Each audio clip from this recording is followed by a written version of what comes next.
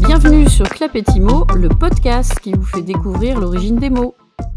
Une initiative recommandée par le concours francophone Les mots en or avec le soutien de la Fondation Voltaire.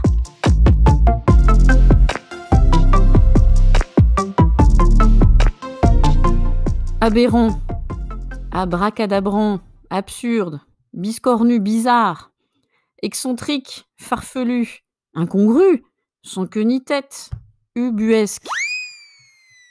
Rares sont les mots qui ont autant de synonymes pour se voir qualifiés. Notre mot d'aujourd'hui a su prendre divers aspects, comme on vient de l'évoquer, comme bon lui semblait d'ailleurs.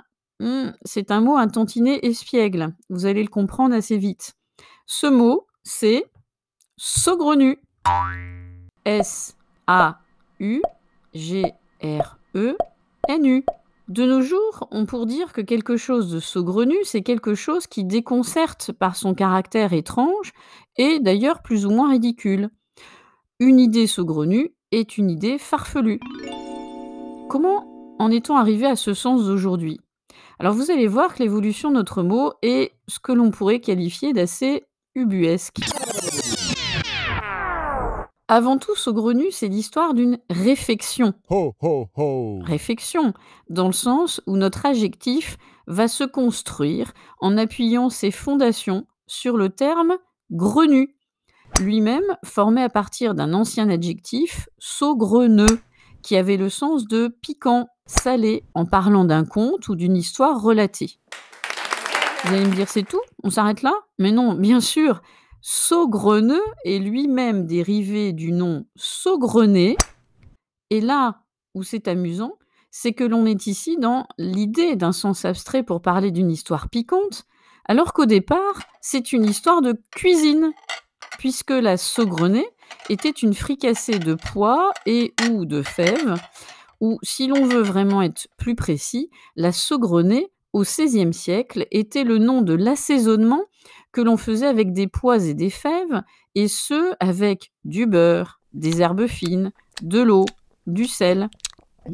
Bien, nous avons son origine, mais non, pas encore, car si l'on décompose saugrené, on se rend compte aussi que ce mot est lui-même composé de sau, S-A-U, forme dialectale pour désigner le sel, et grené, G-R-E-N-E-E, qui désignait une poignée de grains.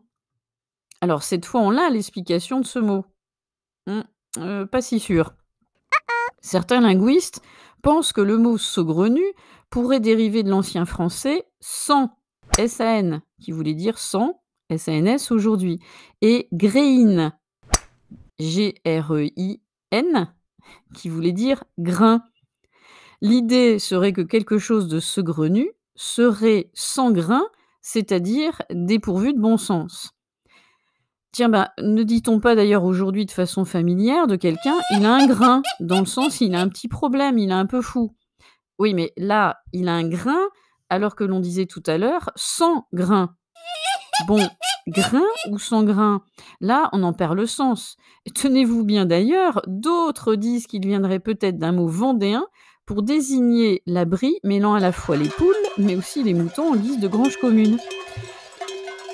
Un beau mélange des plus farfelus. De quoi doper notre esprit pour trouver d'autres origines des plus abracadabrantesques ? De quoi doper notre esprit ? Doper ? Dopage ?